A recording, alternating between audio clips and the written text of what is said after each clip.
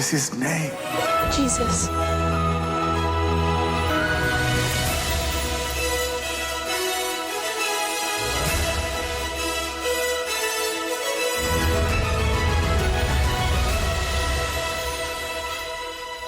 പരിശുദ്ധ കന്യകാമറിയത്തിലൂടെയായിരുന്നു യേശു ലോകത്തിലേക്ക് വന്നത്. അവളിലൂടെ തന്നെയാണ് അവിടുന്ന് ലോകത്തിൽ വാഴുന്നതും. വിശുദ്ധ ലൂയിസ് ഡി മോൺഫോർട്ടിന്റെ ഈ വാക്കുകൾ യേശുവിന്റെയും പരിശുദ്ധ മറിയത്തിന്റെയും അഭേദ്യമായ ഹൃദയ ഐക്യത്തിലൂടെ ലോക ചരിത്രം മാറി മറഞ്ഞതിന്റെയും മാനവരാശിക്ക് നിത്യജീവന്റെ വാതിൽ തുറക്കപ്പെട്ടതിന്റെയും പ്രസക്തി വിളിച്ചറിയിക്കുന്നവയാണ്. മനുഷ്യകുലത്തിന്റെ രക്ഷയ്ക്കും സത്യത്തിനുള്ള സ്വാതന്ത്ര്യത്തിനുമായി ഇന്നും ഇരു ഹൃദയങ്ങളും ഒരേ മാതൃകയിൽ, ഒരേ വികാരത്തിൽ, ഒരേ താളത്തിൽ തുടിച്ചുകൊണ്ടിരിക്കുകയാണ്. പരിശുദ്ധ അമ്മയുടെ വിമല ഹൃദയവും ഈശോയുടെ തിരുഹൃദയവും പരസ്പരം വേർതിരിച്ച് കാണാനാവാത്ത വിധം ഐക്യപ്പെട്ടവയാണ്. കാരണം ആ മാതൃപുത്ര ഹൃദയങ്ങൾ രണ്ടായിരുന്നുവെങ്കിലും അവയുടെ തുടുപ്പുകൾ ഒന്നു തന്നെയായിരുന്നു. പിതാവിനോടുള്ള വിധേയത്വത്തിലും പരിശുദ്ധാത്മാവുമായുള്ള സഹവാസത്തിലും ആയിരുന്ന് ലോകരക്ഷയ്ക്കായി ജ്വലിച്ചു തുടിച്ച ഈശോയുടെ തിരുഹൃദയത്തിന്റെയും അമലോത്ഭവ മറിയത്തിന്റെ വിമല ഹൃദയത്തിന്റെയും വിജയത്തിനായി സമർപ്പിക്കട്ടെ ഇരു ഹൃദയങ്ങൾ ഒരേ തുടുപ്പുകൾ എന്ന ഈ പ്രോഗ്രാം.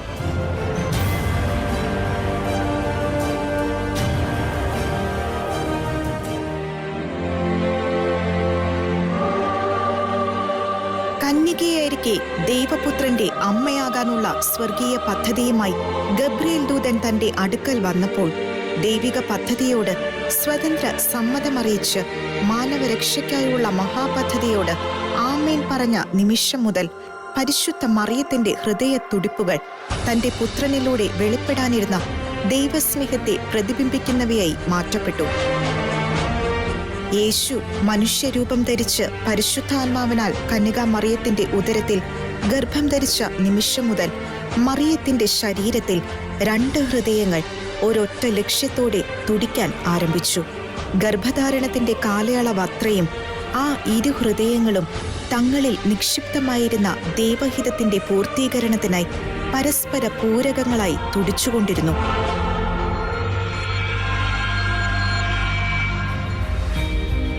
ഒടുവിൽ സ്നേഹത്തിന്റെ മഹാവിപ്ലവത്തിന് ലോകത്തിൽ തുടക്കം കുറിച്ച് സ്വർഗത്തിന്റെയും ഭൂമിയുടെയും രാജാതിരാജാവ് ഭൂമിയിൽ അമലോത്ഭവ ഹൃദയത്തിനുടമയായ മറിയത്തിൽ നിന്ന് കാലിത്തൊഴുത്തിൽ ഭൂജാതനായി.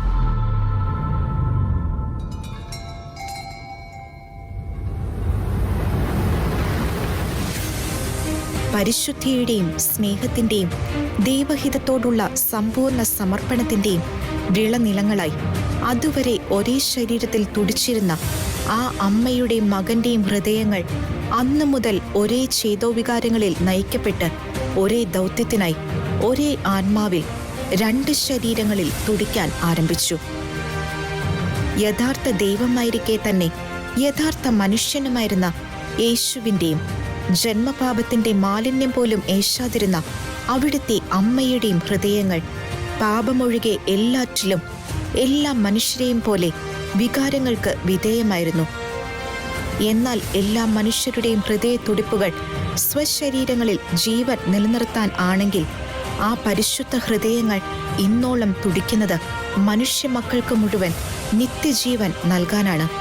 നിത്യപിതാവിനെയും സർവമനുഷ്യരെയും നിരന്തരം സ്നേഹിക്കുന്ന ആ ഹൃദയങ്ങൾ ഭൂമിയിലെ ജീവകാലം അത്രയും നിറവേറ്റിയത് സകല മനുഷ്യർക്കുമായുള്ള രക്ഷാകര പദ്ധതിയായിരുന്നു.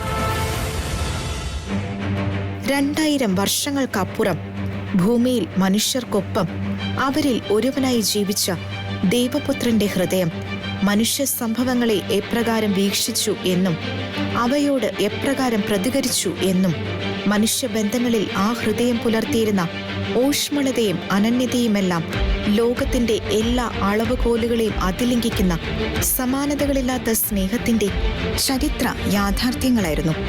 ലോകാലോകങ്ങളെ വിരൽത്തുമ്പിൽ നിയന്ത്രിക്കുന്നവൻ സർവ്വലോക നിയമങ്ങൾക്കും അധീനനായി ബലഹീനമായ മനുഷ്യപ്രകൃതിയോടെ ഭൂമിയിലായിരുന്ന കാലയളവത്രയും മനുഷ്യരോടുള്ള സ്നേഹവും കരുണയും ആ ഹൃദയത്തിൽ നിന്നും പ്രവഹിച്ചുകൊണ്ടിരുന്നു. തൻ്റെ ഭൗമിക മാതാപിതാക്കളോട് വിധേയത്വം പുലർത്തി ആചാരങ്ങളും പാരമ്പര്യങ്ങളും നിയമങ്ങളും അനുസരിച്ച് ജ്ഞാനത്തിലും പ്രായത്തിലും ദൈവത്തിൻ്റെയും മനുഷ്യരുടെയും പ്രീതിയിൽ രഹസ്യജീവിതം നയിച്ച യേശു മനുഷ്യപ്രകൃതിയുടെ സഹജമായ തിന്മയുടെ പ്രലോഭനങ്ങളെ ചെറുത്ത് പരസ്യ ജീവിതത്തിലേക്ക് പ്രവേശിച്ചത് ദൈവഹിതത്തോടുള്ള തിരുഹൃദയത്തിൻ്റെ പൂർണ്ണമായ സമർപ്പണം മൂലം ആയിരുന്നു.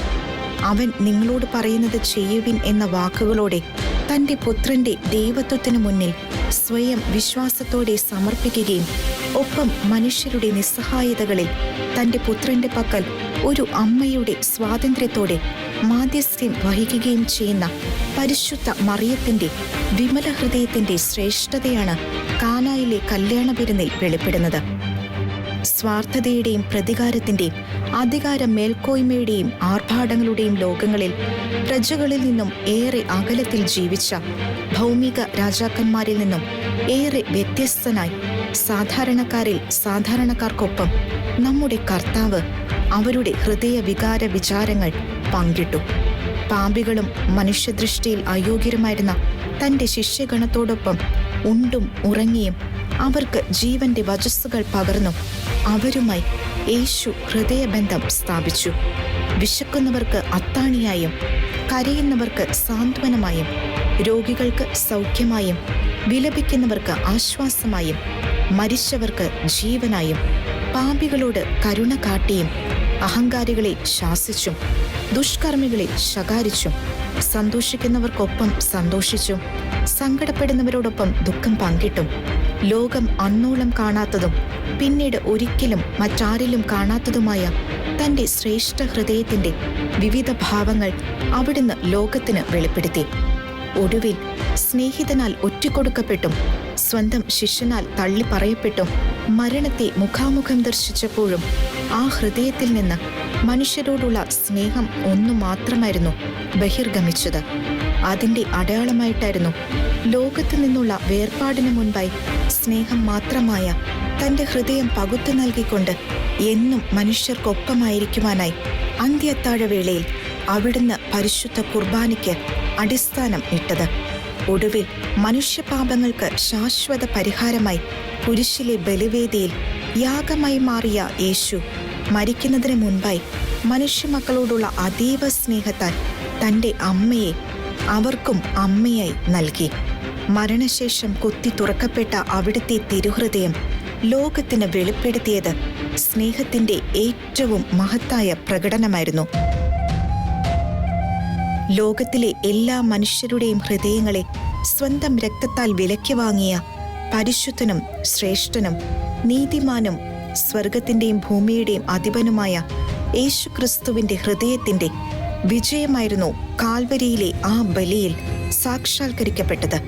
കാലിത്തൊഴുത്തു മുതൽ കാൽവരിയോളം തൻ്റെ പുത്രൻ്റെ ചുവടുകളിൽ നിശബ്ദയായി എന്നാൽ ആത്മീയമായി സന്തത സഹചാരിയായി ദൈവഹിതത്തോട് വിധേയപ്പെട്ട് നിലകൊണ്ട പരിശുദ്ധ മറിയത്തിൻ്റെ വിശ്വസ്ത സഹകരണം ആ മാതൃഹൃദയത്തെ വ്യാകുലങ്ങളുടെ കലവറ ആക്കിയപ്പോഴും തൻ്റെ പുത്രൻ്റെ ഹൃദയവുമായി ഐക്യപ്പെട്ട് ഇരു ഹൃദയങ്ങളും മാനവരക്ഷയ്ക്കായി തുടിച്ചുകൊണ്ടേയിരുന്നു. കുരിശിൽ യേശുവിൻ്റെ പാർശ്വത്തിൽ തുളച്ചു കയറ്റപ്പെട്ട കുന്തം കുത്തി മുറിവേൽപ്പിച്ചത് പരിശുദ്ധ മറിയത്തിൻ്റെ വിമല ഹൃദയത്തെ കൂടി ആയിരുന്നു. നിന്റെ ഹൃദയത്തിലൂടെ ഒരു വാൾ തുളച്ചു കയറുമെന്ന് പരിശുദ്ധ മറിയത്തോട് അരുളി ചെയ്യപ്പെട്ട പ്രവചനം അവിടെ പൂർത്തീകരിക്കപ്പെടുകയായിരുന്നു. അങ്ങനെ കാൽവരി കുരിശിൽ പാപത്തിൻ്റെയും മരണത്തിൻ്റെയും മേൽ കുരിശിലെ ബലിയിലൂടെ യേശു നേടിയ വിജയം പരസ്പര സഹകരണത്തിലും ഐക്യത്തിലും ഒന്നായി തുടിച്ചുകൊണ്ടിരുന്ന ആ രണ്ട് ഹൃദയങ്ങളുടെ ഈശോയുടെ തിരുഹൃദയത്തിൻ്റെയും മറിയത്തിൻ്റെ വിമല ഹൃദയത്തിൻ്റെയും വിജയമായി ചരിത്രം കുറിക്കുകയായിരുന്നു. മനുഷ്യപുത്രരെ ദൈവപുത്രരാക്കാൻ വേണ്ടി ദൈവപുത്രൻ മനുഷ്യപുത്രനായി അവതരിച്ചു. യേശുവിന്റെ അനന്തമായ സ്നേഹത്തിന്റെയും കരുണയുടെയും ഒപ്പം നീതിയുടെയും ഉറവിടമാണ് അവിടുത്തെ തിരുഹൃദയം. നീതിക്കുമേൽ കരുണ വിജയം വരിച്ച നിമിഷമായിരുന്നു അവിടുത്തെ ബലിയർപ്പണ സമയം. കരുണയുടെ കവാടമായി മലർക്കെ തുറക്കപ്പെട്ടിരിക്കുന്ന അവിടുത്തെ തിരുഹൃദയത്തെ അവഗണിച്ചാൽ ഘോരമായ ദുർവിധിയായിരിക്കും നമ്മെ കാത്തിരിക്കുന്നത്. വിവിധ കാലങ്ങളിൽ വിവിധ വിശുദ്ധാത്മാക്കളിലൂടെ കർത്താവ് തന്റെ തിരുഹൃദയത്തെ പറ്റിയുള്ള വെളിപാടുകൾ നൽകിയിട്ടുണ്ട്. ആ മിസ്റ്റിക് അനുഭവങ്ങൾ മറ്റേതു കാലത്തേക്കാളും ആനുകാലിക യുഗത്തിൽ കൂടുതൽ പ്രസക്തവുമാണ്.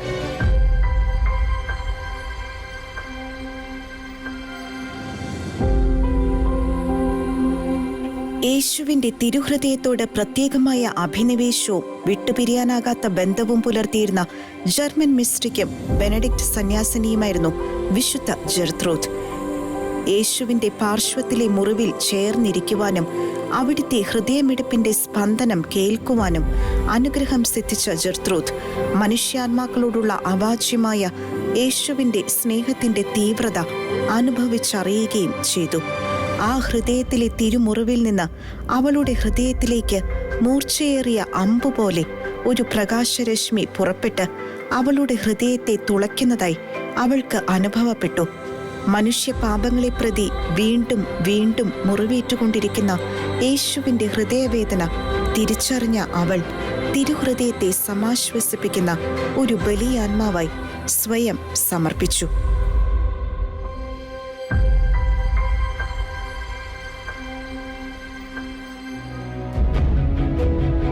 ദൈവകരുണയുടെ അപ്പസ്തോലയായി വണങ്ങപ്പെടുന്ന വിശുദ്ധ ഫൗസ്റ്റീനയ്ക്ക് മുൻപിൽ തന്റെ ഹൃദയം ചൂണ്ടിക്കാട്ടി യേശു പ്രത്യക്ഷപ്പെടുകയുണ്ടായി.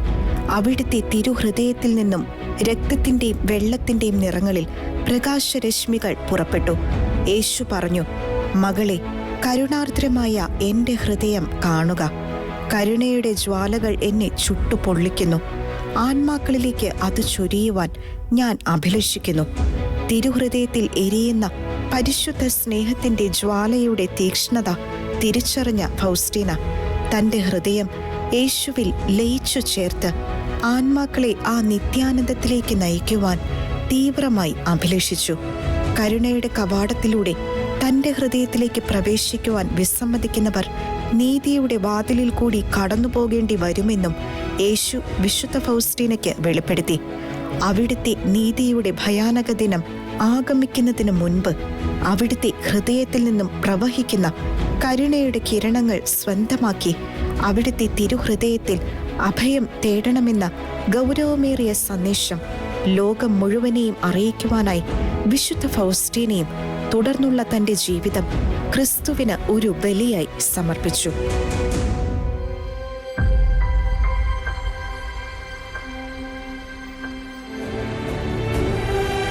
യേശുവിന്റെ ഹൃദയത്തെ അടുത്തറിഞ്ഞവളും ആ ഹൃദയവുമായി സ്വന്തം ഹൃദയം കൈമാറി യേശുവിന്റെ ഹൃദയത്തിന് വലിയ ആശ്വാസം പകർന്ന മറ്റൊരു ബലിയാത്മാവായിരുന്നു വിശുദ്ധ വെറോനിക്ക ജൂലിയാനി. കുഞ്ഞിലെ തന്നെ മിസ്റ്റിക് അനുഭവങ്ങളാൽ അനുഗ്രഹിക്കപ്പെട്ട അവൾക്ക് ഉണ്ണി ഈശോയുടെയും ദൈവമാതാവിന്റെയും ദർശനങ്ങൾ ലഭിക്കുമായിരുന്നു. യേശുവിന്റെ തിരുമുറിവുകളുടെയും പീഡാസഹനങ്ങളുടെയും ദർശനങ്ങൾ ലഭിച്ചതോടെ കുഞ്ഞു വെറോനിക്ക തന്റെ എല്ലാ വേദനകളും കൊച്ചു സങ്കടങ്ങളും ഈശോയുടെ സഹനങ്ങളോട് ചേർത്ത് സമർപ്പിച്ചു. മകളെ തികഞ്ഞ ദൈവഭക്തിയിൽ വളർത്തിയ അവളുടെ അമ്മ മരിക്കുന്നതിന് മുൻപായി അവളെ യേശുവിന്റെ ഹൃദയത്തിന്റെ മുറിവിലേക്ക് സമർപ്പിച്ചതിനാൽ വെറോനിക്ക യേശുവിന്റെ തിരുഹൃദയത്തോട് ഏറെ ഭക്തിയുള്ളവൾ ആയിരുന്നു.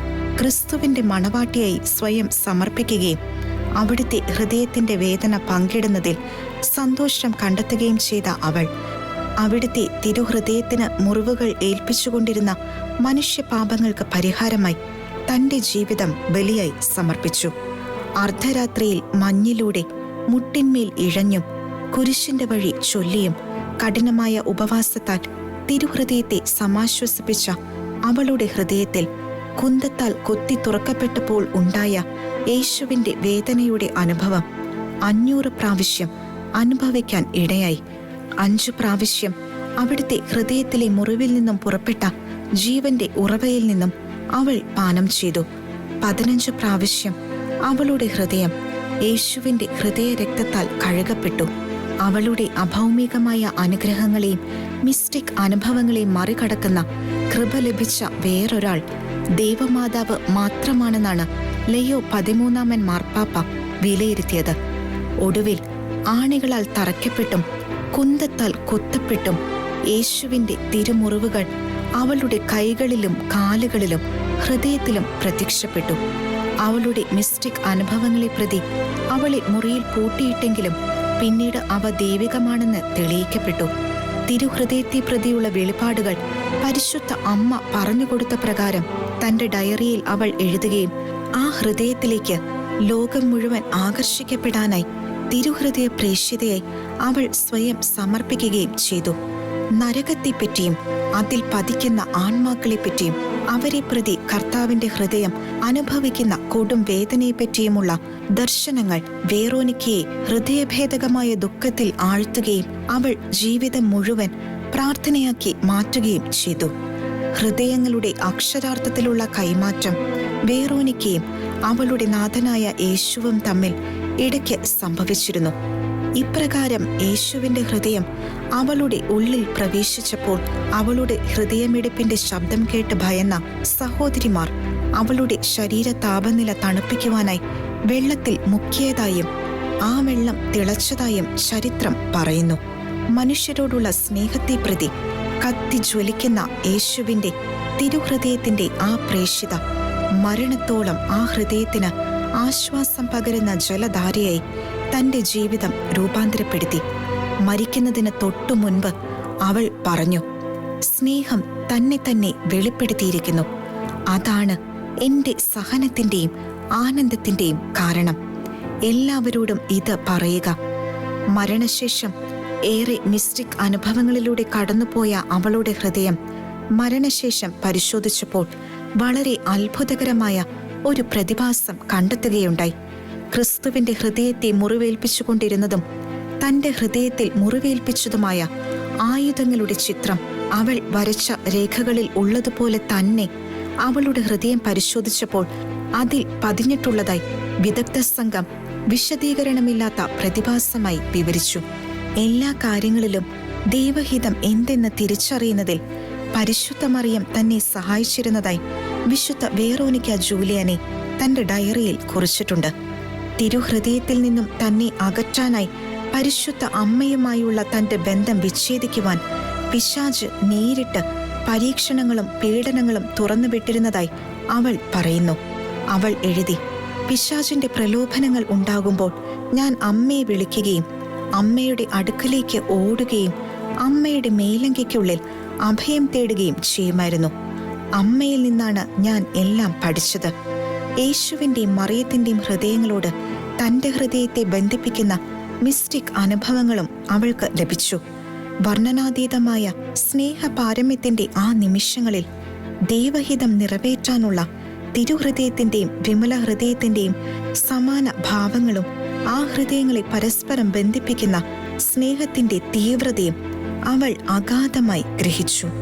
യേശുവിന്റെ തിരുഹൃദയവും മറിയത്തിന്റെ വിമല ഹൃദയവും വേർതിരിച്ചു കാണാനാകാത്ത വിധം ഐക്യപ്പെട്ടിരിക്കുന്നവയാണെന്ന സഭാ പഠനത്തിന് അവൾ അങ്ങനെ നേരിട്ട് സാക്ഷ്യം വഹിക്കുകയായിരുന്നു.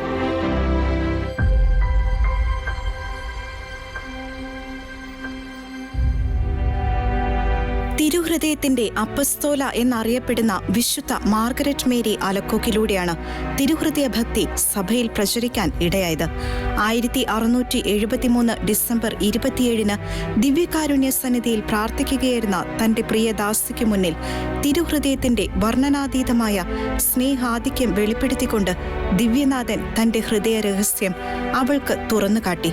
വിനാശത്തിന്റെ പടുകുഴിയിൽ നിന്ന് രക്ഷയുടെയും വിശുദ്ധീകരണത്തിന്റെയും സ്രോതസ്സായ തന്റെ തിരുഹൃദയത്തിലേക്ക് ആത്മാക്കളെ നയിക്കുവാനായി അവളെ നിയോഗിച്ചുകൊണ്ട് അവളുടെ ഹൃദയം ആവശ്യപ്പെട്ട യേശു അവളുടെ ഹൃദയമെടുത്ത് തന്റെ ആരാധ്യമായ ഹൃദയത്തിൽ വയ്ക്കുകയും തിരുഹൃദയാഗ്നിയുടെ ജ്വാലയാൽ ജ്വലിച്ച അവളുടെ ഹൃദയം തിരികെ അതിന്റെ സ്ഥാനത്ത് വയ്ക്കുകയും ചെയ്തു. തിരുഹൃദയ ദർശനങ്ങൾ ആവർത്തിക്കുകയും കത്തിയേരിയുന്ന അവിടുത്തെ തിരുഹൃദയം മുൾക്കിരീടത്താൽ വലയം ചെയ്യപ്പെട്ട് കുത്തി മുറിവേറ്റ രീതിയിൽ അവൾക്ക് മുന്നിൽ കാണപ്പെടുകയും ചെയ്തു. തിരുഹൃദയത്തിലേക്ക് നാട്ടപ്പെട്ട ഒരു കുരിശും അവൾ ദർശിച്ചു. തിരുഹൃദയ വണക്കത്തിന്റെ ഭാഗമായി ആദ്യ വെള്ളിയാഴ്ചകളിലെ പരിശുദ്ധ കുർബാന സ്വീകരണവും എല്ലാ വ്യാഴാഴ്ചകളിലും രാത്രി 1 മണിക്കൂർ യേശു ഗെത്സമേൻ തോട്ടത്തിൽ അനുഭവിച്ച കഠിനമായ പീഡകളെ ധ്യാനിച്ച് വിശുദ്ധ മണിക്കൂർ ആചരണവും യേശു ആവശ്യപ്പെട്ടു. തന്റെ ഹൃദയം ചൂണ്ടിക്കാട്ടിക്കൊണ്ട് അവിടുന്ന് പറഞ്ഞു, ഇതാ മനുഷ്യരെ അത്രമേൽ സ്നേഹിച്ച എന്റെ ഹൃദയം. എന്നാൽ അതിന് പകരമായി അവരിലേറെയും എനിക്ക് തന്നത് അവഗണനയും നന്ദികേടും ആണ്. മനുഷ്യപാപങ്ങൾക്ക് പരിഹാരമായി ദിവ്യകാരുണ്യ തിരുനാളിന് ശേഷമുള്ള വെള്ളിയാഴ്ച എൻ്റെ തിരുഹൃദയ തിരുനാളായി ആചരിക്കുക. തിരുഹൃദയ ഭക്തിയിൽ വിശ്വസ്തത പാലിക്കുന്നവർക്ക് അവരുടെ ജീവിതാവസ്ഥയ്ക്ക് ആവശ്യമായ എല്ലാ വരപ്രസാദങ്ങളും താൻ നൽകുമെന്നും അവരുടെ ഭവനങ്ങളിൽ താൻ സമാധാനം സ്ഥാപിക്കുമെന്നും അവരുടെ ദുഃഖങ്ങളിൽ താൻ അവരെ ആശ്വസിപ്പിക്കും എന്നും യേശു വാഗ്ദാനം ചെയ്തു. യേശു വീണ്ടും പറഞ്ഞു, മരണസമയത്ത് ഞാൻ അവർക്ക് അഭയമായിരിക്കും. അവരുടെ എല്ലാ ഉദ്യമങ്ങളെയും ഞാൻ അനുഗ്രഹിക്കും. പാപികൾ എൻ്റെ ഹൃദയത്തിൽ അനന്തമായ കൃപാസമുദ്രം കണ്ടെത്തും. എൻ്റെ തിരുഹൃദയ ചിത്രം സ്ഥാപിക്കുകയും വണങ്ങുകയും ചെയ്യുന്നവരെ ഞാൻ അനുഗ്രഹിക്കും. തിരുഹൃദയ ഭക്തി പ്രചരിപ്പിക്കുന്നവരുടെ പേരുകൾ ഒരിക്കലും മായാത്ത വിധം എൻ്റെ ഹൃദയത്തിൽ ഞാൻ മുദ്രണം ചെയ്യും. ആദ്യ വെള്ളിയാഴ്ച ആചരണങ്ങൾ പാലിക്കുന്നവരുടെ മരണനേരത്തിൽ എൻ്റെ ദിവ്യഹൃദയം അവർക്ക് സുരക്ഷിതമായ അഭയമായിരിക്കും. തിരുഹൃദയ ഭക്തിക്കുള്ള പൊതുമാർഗനിർദ്ദേശങ്ങൾക്ക് പുറമെ ഫ്രാൻസിലെ രാജാവായിരുന്ന ലൂയിസ് 14 ശത്രുക്കളുടെ മേൽ ജയം നേടുന്നതിനായി രാജ്യത്തെ തിരുഹൃദയത്തിന് പ്രതിഷ്ഠിക്കണമെന്ന ദൈവിക സന്ദേശം വിശുദ്ധ മാർഗരറ്റിന് നൽകപ്പെടുകയുണ്ടായി. എന്നാൽ രാജാവ് അത് അവഗണിക്കുകയും വർഷങ്ങൾക്ക് ശേഷം ഫ്രഞ്ച് വിപ്ലവ നാളുകളിൽ ഫ്രാൻസിന് അധികാരം നഷ്ടപ്പെടുകയും ചെയ്തു. തിരുഹൃദയ സന്ദേശങ്ങൾ അവഗണിക്കുന്നവർക്കുള്ള ഒരു മുന്നറിയിപ്പ് കൂടിയായിരുന്നു ഫ്രാൻസിന്റെ ഈ പരാജയം.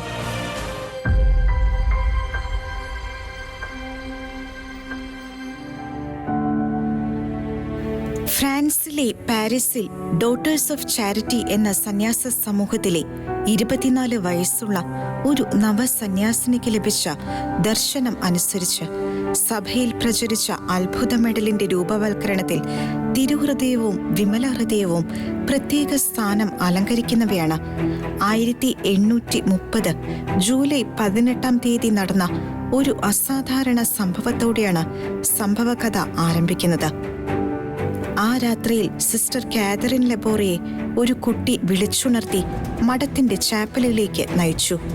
അവിടെ പരിശുദ്ധ കന്യകാമറിയം ഒരു കസേരയിൽ ഇരിക്കുന്നതായി സിസ്റ്റർ കാതറിൻ കണ്ടു. അത്ഭുത പരതന്ത്രയായ കാതറിൻ പരിശുദ്ധ മറിയത്തിന്റെ മുന്നിൽ മുട്ടുകുത്തി.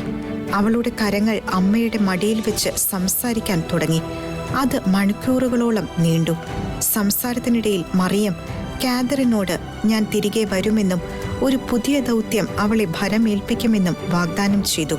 1830 നവംബർ 27 സായാഹ്ന ധ്യാനത്തിനിടയിൽ പരിശുദ്ധ മറിയത്തിന്റെ ദർശനം അവൾക്ക് ഉണ്ടായി.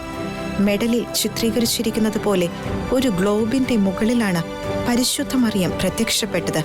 പരിശുദ്ധ അമ്മ കാതറിനോട് പറഞ്ഞു, ഞാൻ കാണിച്ചു തരുന്ന മാതൃകയിൽ ഒരു മെഡൽ നിർമ്മിക്കുക. ഇത് അണിയുന്നവർ, പ്രത്യേകമായി കഴുത്തിലണിയുന്നവർ, വലിയ കൃപകൾ സ്വന്തമാക്കും. 1836 സഭ മാതാവിന്റെ ഈ പ്രത്യക്ഷീകരണം ശരിയാണെന്ന് പ്രഖ്യാപിച്ചു. മെഡലിന്റെ മുൻവശത്ത് മറിയം ഒരു ഗ്ലോബിന്റെ മുകളിൽ നിൽക്കുന്നതായി ചിത്രീകരിച്ചിരിക്കുന്നു. അവൾ പാദങ്ങൾ കൊണ്ട് ഒരു സർപ്പത്തിന്റെ തല തകർക്കുന്നു. ഓവൽ ആകൃതിയിലുള്ള ഈ മെഡലിന്റെ ഒരു വശത്ത് ജന്മപാപമില്ലാതെ ഉത്ഭവിച്ച മറിയമേ, നിന്നിൽ അഭയം തേടുന്ന ഞങ്ങൾക്ക് വേണ്ടി പ്രാർത്ഥിക്കണമേ എന്ന് രേഖപ്പെടുത്തിയിട്ടുണ്ട്. മെഡലിന്റെ മറുവശത്ത് വെളിപാട് പുസ്തകത്തിൽ രേഖപ്പെടുത്തിയിട്ടുള്ളതുപോലെ ശിരസിൽ 12 നക്ഷത്രങ്ങൾ കൊണ്ടുള്ള കിരീടം പോലെ 12 നക്ഷത്രങ്ങൾ. എം എന്ന അക്ഷരത്തിനുള്ളിലൂടെ ഒരു കുരിശ് ഉയർന്നു നിൽക്കുന്നു. അതിന് താഴെ ജ്വലിക്കുന്ന 2 ഹൃദയങ്ങളും.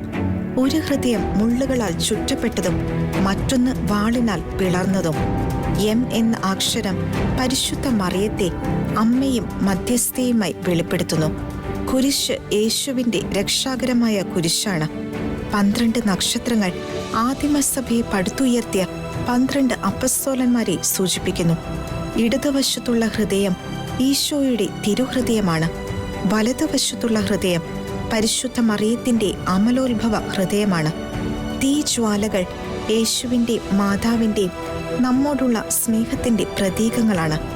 ഈശോയുടെ തിരുഹൃദയ ഭക്തിക്കും മറിയത്തിൻ്റെ വിമലഹൃദയ വണക്കത്തിനും സഭയിൽ നൽകേണ്ട പ്രാധാന്യം വിളിച്ചറിയിക്കുന്നതായിരുന്നു പ്രസ്തുത മരിയൻ പ്രത്യക്ഷീകരണം. തന്റെ ഹൃദയ ഹൃദയത്തിലെ സ്നേഹം കാലാന്ത്യത്തോളം മനുഷ്യർക്ക് അനുഭവവേദ്യമാക്കാനായി അന്ത്യത്താഴവേളയിൽ തന്റെ ശരീരരക്തങ്ങൾ പകുത്തു നൽകിയ യേശുവിന്റെ ഹൃദയം തന്നെയാണ് ഓരോ തിരുവോസ്തിയിലും ജീവനോടെ തുടിക്കുന്നത്. അതിനാൽ തന്നെ തിരുഹൃദയ ഭക്തിയുടെ അവിഭാജ്യ ഘടകമാണ് ദിവ്യകാരുണ്യ ഭക്തി എന്ന് നിസ്സംശയം പറയാം. ഇത് ദൈവശാസ്ത്രപരമായ പ്രബോധനമോ സഭാ പഠനമോ മാത്രമല്ല, ശാസ്ത്രം കണ്ടെത്തിയ വിശദീകരിക്കാനാവാത്ത ഗവേഷണ നിഗമനവും ചരിത്ര യാഥാർത്ഥ്യവും കൂടിയാണ്.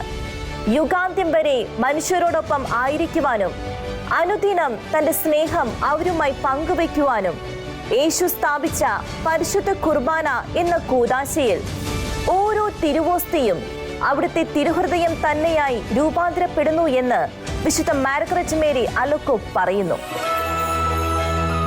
മനുഷ്യരെ ദൈവതുല്യരാക്കുവാനായി ദൈവം തന്റെ ഹൃദയം മുറിച്ചു വിളമ്പുന്ന പരിശുദ്ധ കുർബാന മാറ്റങ്ങളുടെ ലോകത്തിൽ മാറ്റമില്ലാത്ത സ്നേഹത്തിന്റെ സ്ഥിരമായ ഓർമ്മപ്പെടുത്തലുമായി സഹസ്രാബ്ദങ്ങളായി മനുഷ്യബുദ്ധിക്ക് അതീതമായ പ്രപഞ്ച സത്യമായി നിലകൊള്ളുന്നു. ചരിത്രം കണ്ട പല സ്വേച്ഛാധിപതികളും നാടുവാഴികളും ചക്രവർത്തിമാരും തങ്ങളുടെ രാജ്യത്തിന്റെ അതിരുകൾ വിസ്തൃതമാക്കുവാനായി യുദ്ധങ്ങളും കലാപങ്ങളും വിപ്ലവങ്ങളും തുറന്നുവിട്ടു. പ്രൗഢഗംഭീരമായ ഭരണവാഴ്ചകൾ കാഴ്ചവെച്ചും രാജ്യങ്ങൾ കീഴടക്കുകയും ചരിത്രരേഖകളിൽ ഇടം നേടുകയും ലോകരാജ്യങ്ങളെ വിറപ്പിക്കുകയും ചെയ്ത വിശ്വവിഖ്യാതി നേടിയ അവരുടെയെല്ലാം വീരഗാഥകൾ മരണത്തോടെ അവസാനിച്ചു. അവർ നേടിയതെല്ലാം അവരുടെ മരണത്തോടെ അവർക്ക് സ്വന്തമല്ലാതായി. എന്നാൽ 2 സഹസ്രാബ്ദങ്ങൾക്ക് മുൻപ് മനുഷ്യനായി ഭൂമിയിൽ അവതരിച്ച സ്വർഗ ഭൂലോകങ്ങളുടെ അധിപതിയായവൻ തന്റെ തിരുഹൃദയത്തിൽ വിരിഞ്ഞ സ്നേഹത്താൽ ലോകം മുഴുവനെയും കീഴടക്കി. മരണത്തോടെ അവർ നേടിയതെല്ലാം നഷ്ടമായെങ്കിൽ രാജാക്കന്മാരുടെ രാജാവും പ്രഭുക്കന്മാരുടെ പ്രഭുവുമായവന്റെ മരണത്തിലൂടെ അവന്റെ ഹൃദയം ലോകത്തിന്റെയും തിന്മയുടെയും മരണത്തിന്റെയും ആധിപത്യങ്ങൾക്കുമേൽ വിജയം നേടി. 2000 വർഷങ്ങൾ പിന്നിട്ടിട്ടും ആ ദിവ്യകാരുണ്യനാഥന്റെ തിരുഹൃദയം അതീവ ഭക്തിയോടെയും ബഹുമാനത്തോടെയും വണങ്ങപ്പെടുന്നു. ലോകത്തിലെ അധികാരികളും സൈനികരും പ്രബുദ്ധരും വിദ്യാഹീനരും ധനികരും ദരിദ്രരും അടിമകളും സ്വതന്ത്രരും വേർതിരിവില്ലാതെ ദിവ്യകാരുണ്യനാഥനെ ആഘോഷപൂർവ്വം അകമ്പടി ചെയ്യുന്ന നേർചിത്രങ്ങൾ തിരുഹൃദയത്തിന്റെ സർവാധിപത്യത്തിന്റെ പ്രഘോഷണങ്ങളാണ്. ദിവ്യകാരുണ്യത്തിലെ തിരുഹൃദയത്തിനുള്ള തെളിവുകളാണ് ദിവ്യകാരുണ്യ അത്ഭുതങ്ങൾ. AD 750 ഇറ്റലിയിലെ ലാഞ്ചനോയിൽ തിരുവോസ്തി യേശുവിന്റെ ശരീരവും രക്തവുമായി പരിണമിച്ച് ഇന്നും അങ്ങനെ തന്നെ ശേഷിക്കുന്ന അത്ഭുത പ്രതിഭാസത്തെപ്പറ്റി പ്രശസ്ത ഗവേഷകനായ ഡോക്ടർ എഡ്വേർഡ് ലിനോളിയം, തുടർന്ന് ലോകാരോഗ്യ സംഘടന നിയമിച്ച സയന്റിഫിക് കമ്മീഷനും നൂറുകണക്കിന് ഗവേഷണങ്ങൾ നടത്തുകയുണ്ടായി.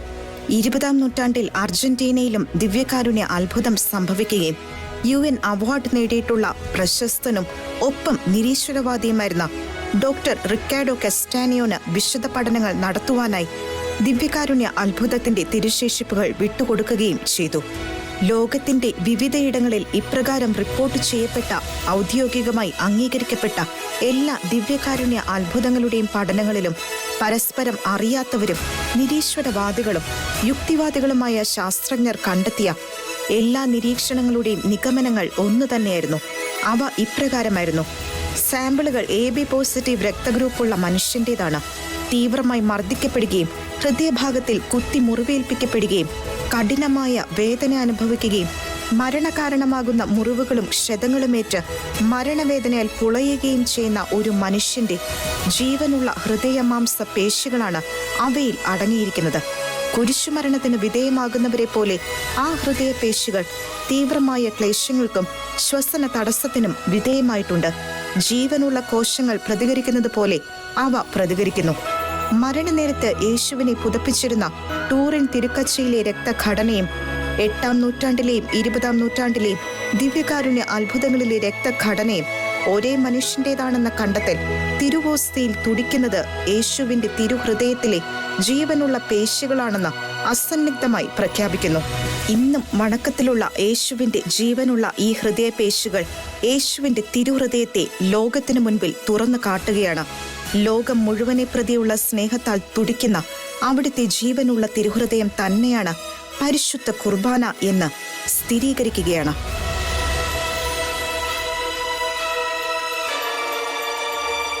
പരിശുദ്ധ കുർബാനയുടെ സ്ഥാപന വേളയിൽ യേശുവിന്റെ വക്ഷസ്സിൽ ചാരിയിരുന്ന് ആ ഹൃദയ തുടുപ്പുകളുടെ ഊഷ്മളതയും മാധുര്യവും തീവ്രതയും അതിന്റെ പാരമ്യത്തിൽ അനുഭവിച്ച വിശുദ്ധ യോഹന്നാൻ തന്നെയാണ് തിരുഹൃദയത്തിന്റെ ആദ്യ ഭക്തനും പ്രഥമ പ്രേഷിതനും.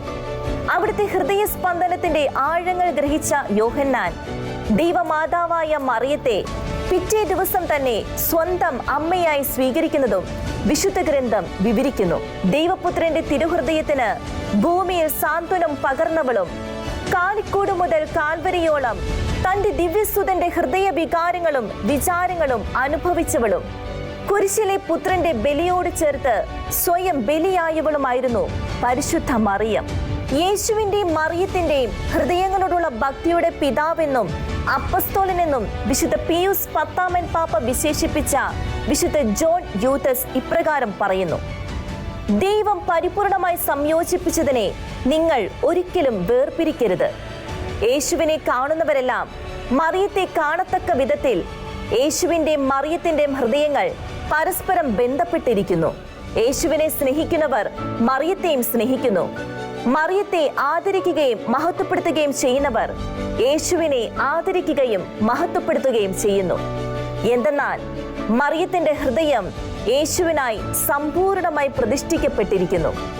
തിരുഹൃദയത്തിൽ എത്തിച്ചേരുവാനുള്ള എളുപ്പവഴിയായ പരിശുദ്ധ മറിയത്തിന്റെ വിമല ഹൃദയം തിരുഹൃദയത്തെ സ്നേഹിക്കുകയും സമാശ്വസിപ്പിക്കുകയും ചെയ്യേണ്ടത് എങ്ങനെയെന്ന് നമുക്ക് വെളിപ്പെടുത്തി തന്നു എന്ന് ബെനഡിക്റ്റ് 16 പാപ്പയും പറയുന്നുണ്ട്.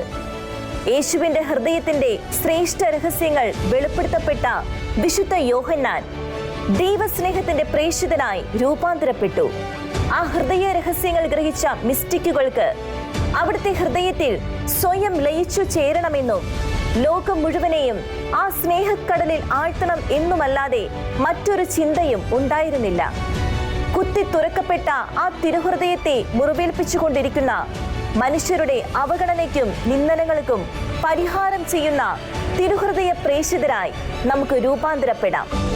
ഇത്രയധികം ദ്രോഹിച്ചിട്ടും ഓരോ വിശുദ്ധ കുർബാനയിലും തിരികെ സ്നേഹം മാത്രം ആവശ്യപ്പെട്ട് മനുഷ്യഹൃദയങ്ങളിൽ എഴുന്നള്ളുന്ന ആ ഹൃദയത്തിന് പകരമായി നമ്മുടെ ഹൃദയങ്ങൾ നൽകാം. നീതിയുടെ വാതിലുകൾ തുറക്കപ്പെടുന്നതിന് മുൻപ് പരിശുദ്ധ മറിയത്തിന്റെ വിമല ഹൃദയത്തിലൂടെ അവിടുത്തെ തിരുഹൃദയ തണലിൽ അഭയം തേടാം.